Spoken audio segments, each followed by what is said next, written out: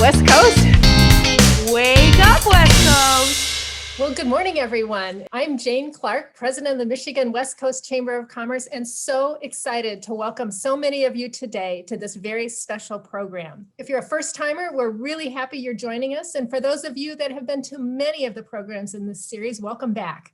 So we will start with comments from our sponsor today, AES, and then we will go into that very favorite chamber networking. Then we'll go into our main event, which is a conversation I'll be having with our two guests today, Ed Amaya from Kenowa Industries and Brett VanderKamp from New Holland Brewing.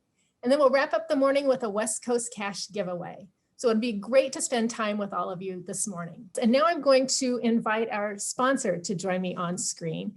And today's sponsor is AES, and our guest is Frank Krazel.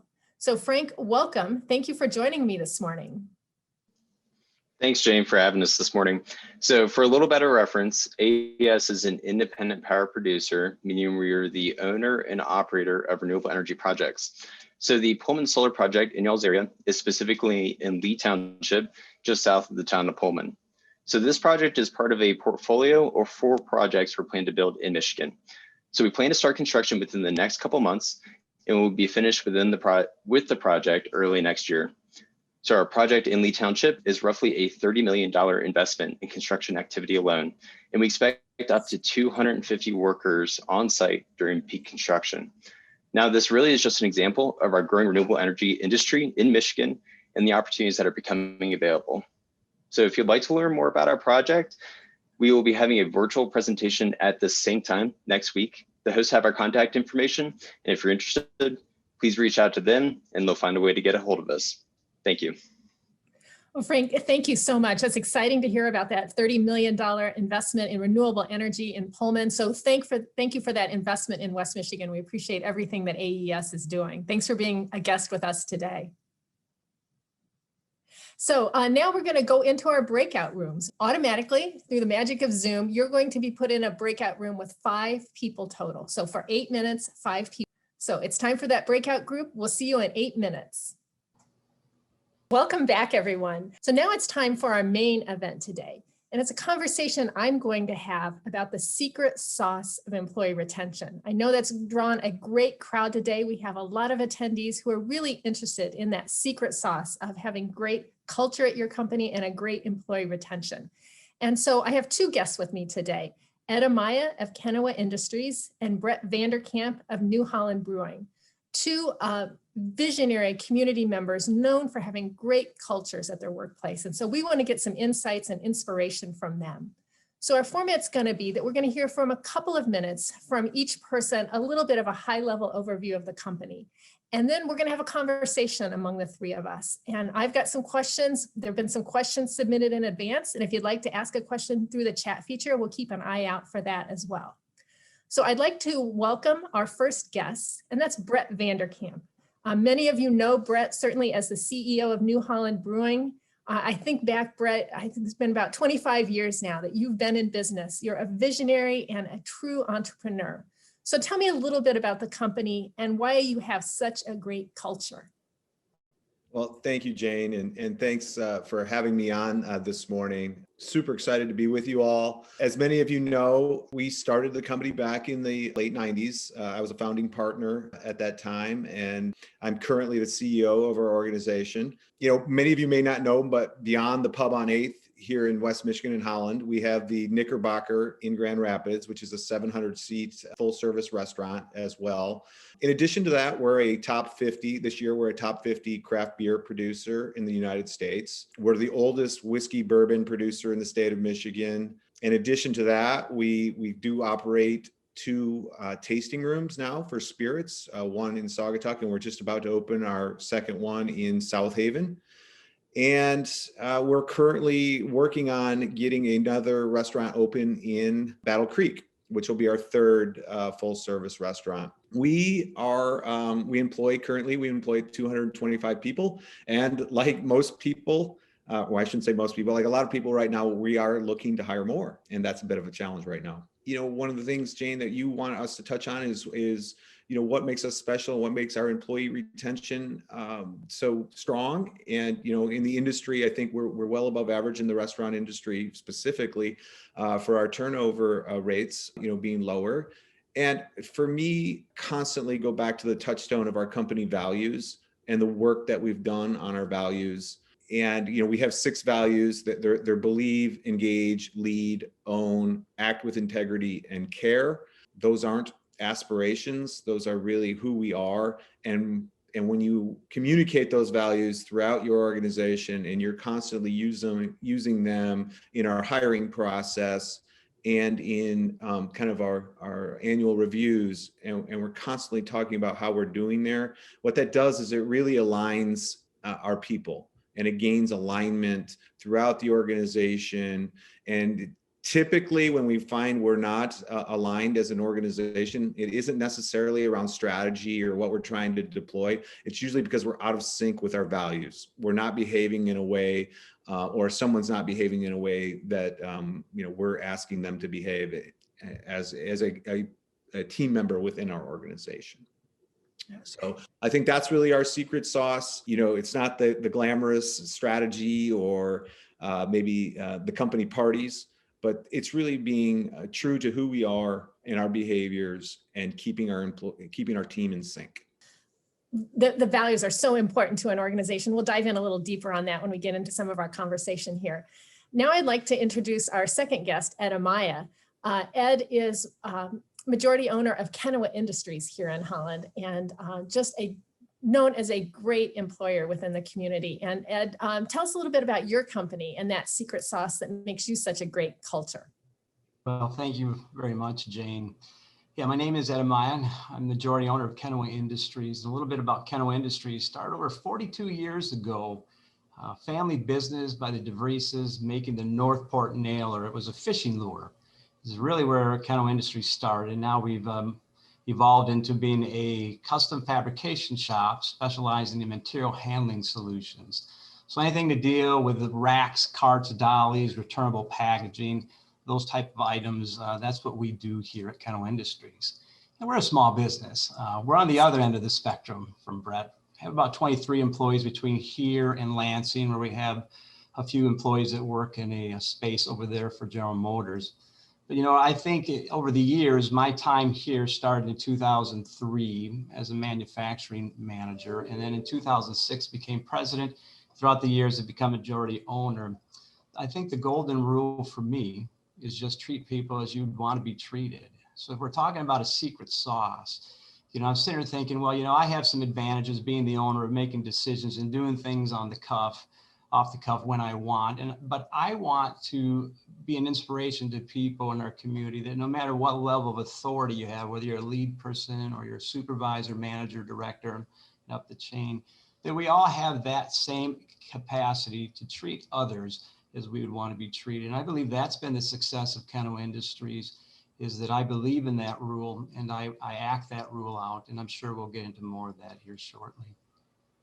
Well, that's great. Thank you, Ed. And so now, Brett, I'd like to have you go ahead and turn your camera back on and let's just start a conversation here. And Brett, one of the things that I think you've talked about and had to experience is scalability. So thinking of the time over the last 25 years when you've grown from just starting out to the incredible growth you've had now, how are you maintaining your culture as you scale up?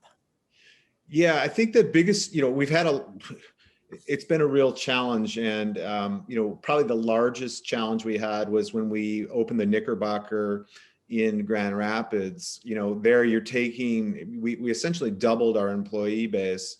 And the truth is we probably weren't ready for it. And I don't know that you ever can be for doubling your employee base overnight, basically. But we had great employees in Holland, and we made the conscious decision to take, some of the employees in Holland and then transplant them into that, to start the culture out over there in Grand Rapids. So again, I think we just have had, we've been blessed to have fantastic people that live our values out. And we've really leveraged them.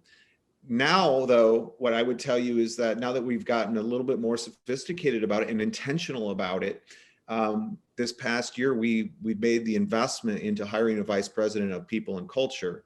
And so we continue to grow out that team now. We have a team of 4 people that is solely focused on really driving the values through the organization and really taking the mission vision of our organization and continuing to find ways to communicate that and engage with the team.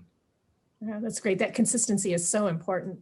And, one of the things you're known for is just that personal attention that you give to your employees. I know I follow you on social media and it just, wow, Kenowa looks like a really great place to work, just based on from the CEO level, the amount of attention you're paying to your employees. You want to tell us a little bit about some of the special things that you do? Yeah, hey, it's something that comes natural for me. I love people interaction. I love doing things for people. I love to see people happy.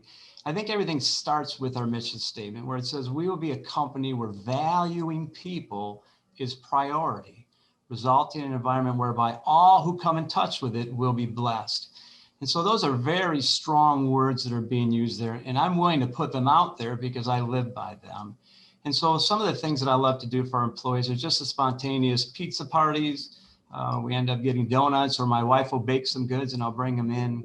We do a lot of fun things here where, of course, for March Madness, nobody puts any money in, but they have an opportunity to win some money on wins-loss records. And I just find ways, little things that can be simple, but yet meaningful for our employees.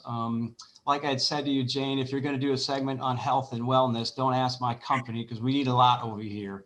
I really feel that food is the one thing that pulls people together, that creates relationships. One of the other things that I did too, once I started owning the company, was I changed the hours for our folks. And so recognizing that we have short summers here and want to maximize. And manufacturing folks work from 6:30 to 3:45 Monday through Thursday and 6:30 to 11:30 on Fridays. They get their 40 in.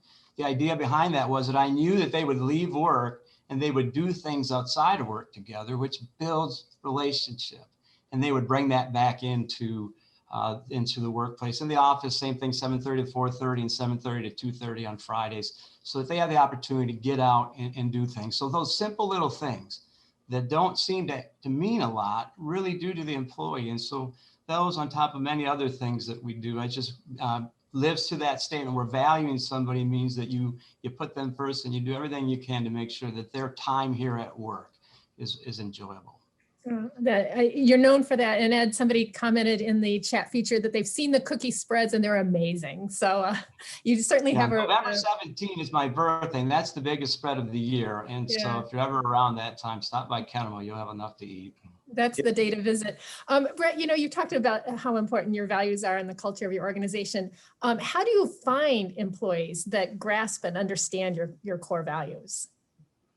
Yeah, well, that's part of the process that we've had to get much better at. And what we do is we've really have strategic questions in the interview process now. When we go through the interview process, we're looking for answers to questions that really touch on one of the 6 values. And all of our values by design are verbs. They're all very actionable. So when we get people telling stories or asking them about experiences, we're looking to kind of check off, okay, this person was working at in their last role, and they really took ownership of that role and cared very deeply about their job and their coworkers. Well, that would be 2 stars then that we would check off on our values in the interview process. And I just want to go back to Ed, because you can tell Ed's very hands-on and really loves his employees and his team members. And I think one of the things that happens sometimes as a CEO of an organization is you can fall into this trap where, well, if we just deploy a different strategy, and maybe if we just move some numbers around here or there, if I only had this piece of equipment, those are all really important. But think about, how could you ever possibly prepare for COVID? You couldn't have a strategy that was ready for COVID. What you could have is a very solid team of people that cared for each other.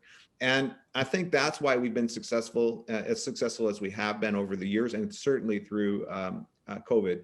And really to wrap a bow on that, I just want to point out that too, while our company has grown in size and employee, one of the things I felt was very important is that I keep the reporting structure where the head of people and culture report to me. So I have a president that really manages the business. I mean, and he's deploying, the production and the restaurant operations, but the people and culture still I felt needed to flow up to me, because that is the secret sauce.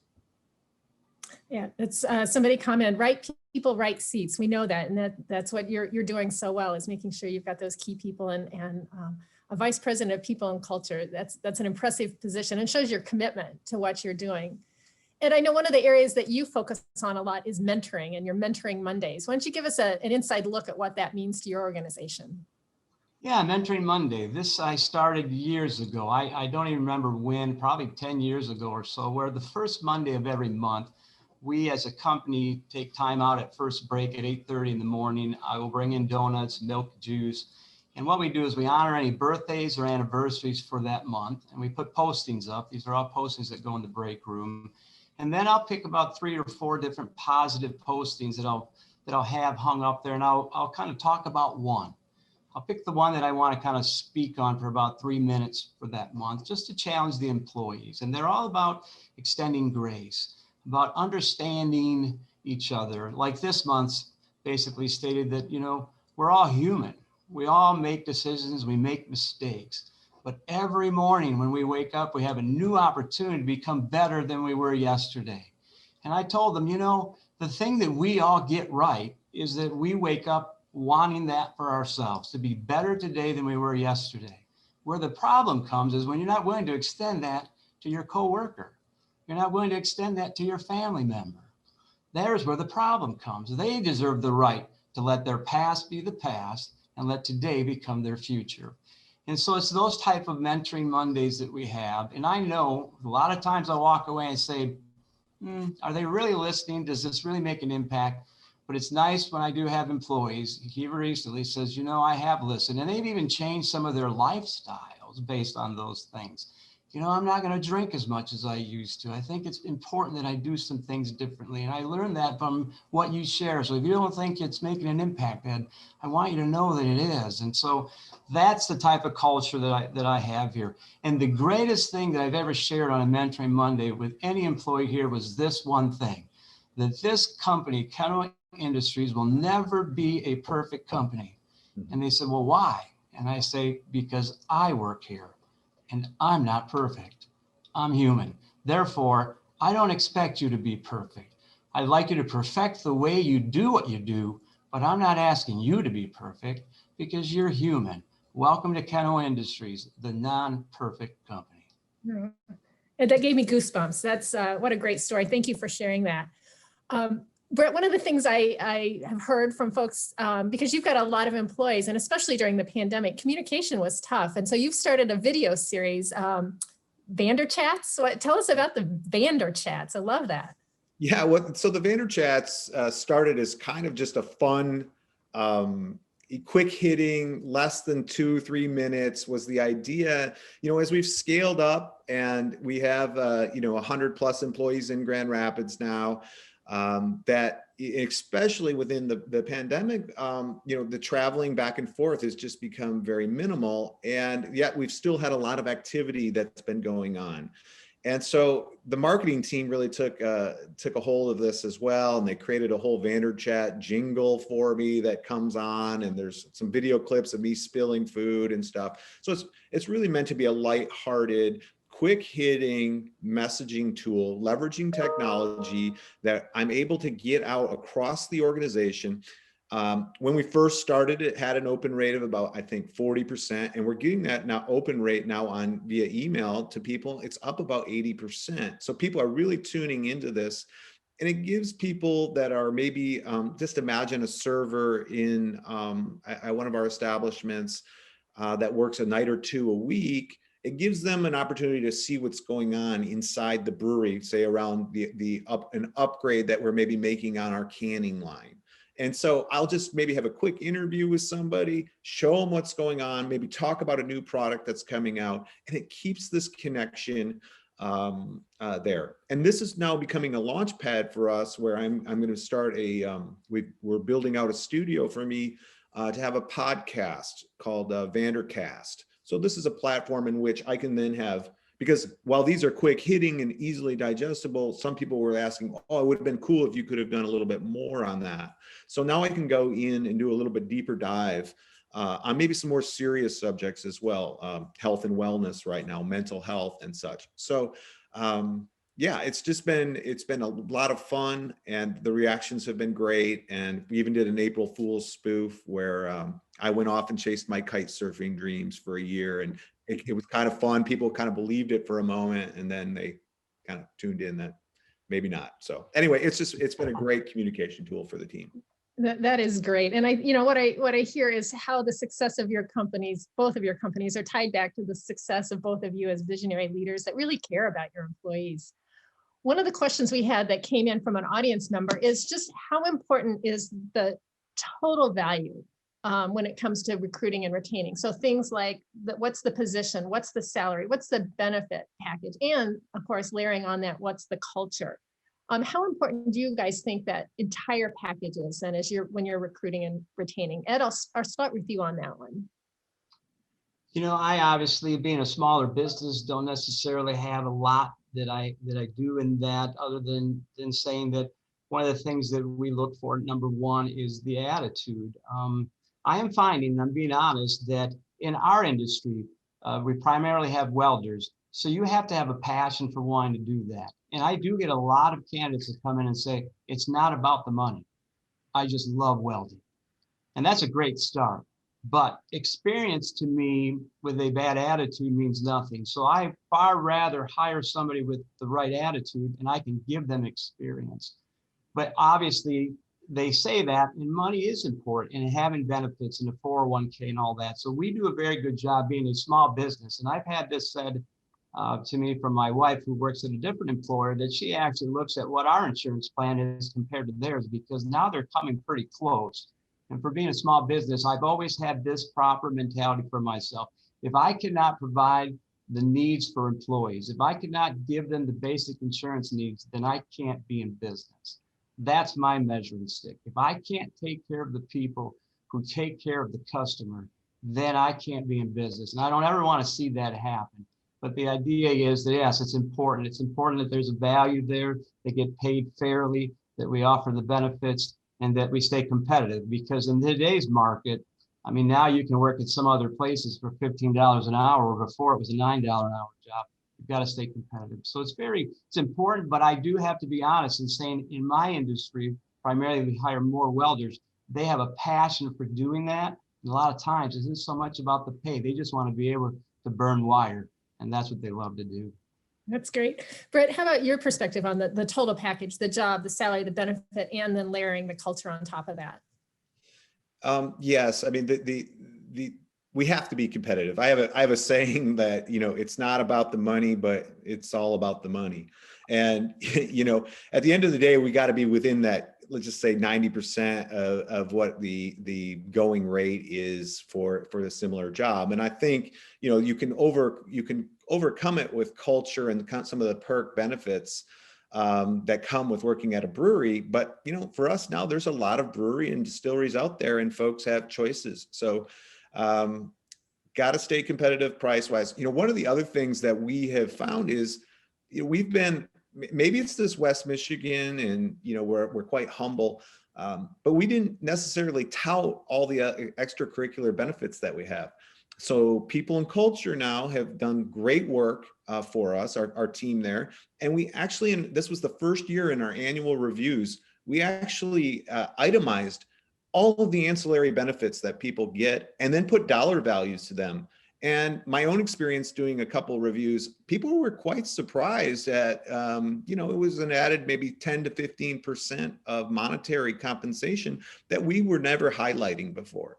And so I guess I would encourage all the leaders out there that have folks to go in and really take a look with your team about what you are providing, and maybe just highlight that a little bit, and just have that conversation with your team members and say, well, you don't have to do it as formally as maybe we did this year, but at least you can have a conversation with them Mhm. Yeah, that's important. That information really is very valuable, and just shining a light on things makes a big difference. Let's talk a little bit about helping your employees feel valued. And Ed, maybe start with you. I've got from talking with you, it sure feels like your employees they obviously are valued, but how do you get that message across to them that they are very valued by the organization? Well, obviously, number one is the mentoring Mondays that we have. I mean, that's the biggest thing. That's a consistent thing that happens once a month. But outside of that, it's the, hey, we still do the Easter ham pass outs. We still do the turkey pass outs. I still do the very 4th of July family picnics here on the premises, bringing family in for lunch and prizes, and just trying to make sure that they, even though they don't know I'm thinking about them, I'm thinking about them. The flexibility, we have sometimes some personal issues, and that's the nice thing of being a small business. And obviously I recognize, you can do what you want to when you want to, but just being understanding of their situation. It has never been more difficult to manage people during a time like this. And I know that one of the things that I did is that I could just sense the temperature of the people, and it wasn't good. And when all you can do is go to work and go home and sit at home on the weekends and come back to work and don't get the getaways, attitudes and things just were starting. So I gave them a mental health day off the cuff. I said, tomorrow's going to be a great day. Everyone's off, paid off. Do what you need to do. Let the mind breathe. Let's get through this COVID thing. And so it's those little things along the way that I don't think are great value, but sure do mean a lot to the employee. And that's where they begin to understand that you are valued. When it comes to Kenowa Industries, I live by my mission statement. Am I perfect? Absolutely not. But if you were to cut me open, my heart is for good for people. And I'm going to do the best I can to make sure that they understand that they are not a welder. They are not a painter. You are a person. And I want to make sure that we never dehumanize that that's somebody's mother, brother, sister, aunt, uncle, grandson, granddaughter. And when we begin to label them by what they do, we forget who they are. Never forget who they are. They do that for Kenowa, but that is Robert, that is Danielle, that is Steve, that is Jose, and the list goes on. Well, that's just so impressive, Ed, and so thoughtful as an employer. Brett, you have the challenge of a much larger organization. How do you extend that personal approach and that concept of valuing each person to an organization as it continues to grow as big as your company has? Yeah, I think, historically speaking, we've had some pretty robust recognition programs in person. Our mission is to enhance the quality of people's lives by creating savored moments.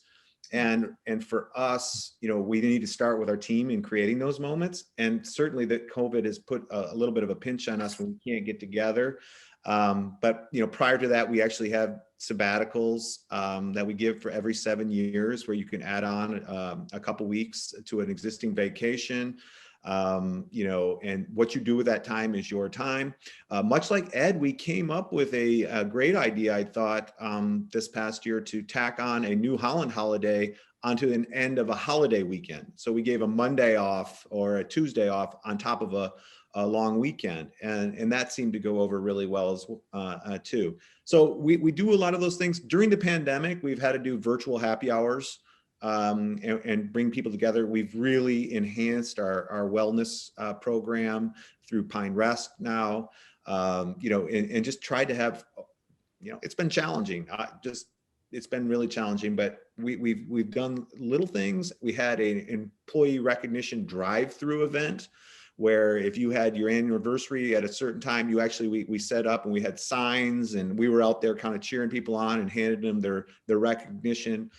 So they didn't have to get out of the car at kind of the peak time. So we've adapted and done the best we can, but it's obviously not ideal. Right. But again, what a great effort during some crazy times we've all lived through. So unfortunately, guys, our time is, I'm going to have to wrap this up. So I'm going to ask a closing question of each of you, and it's going to be this.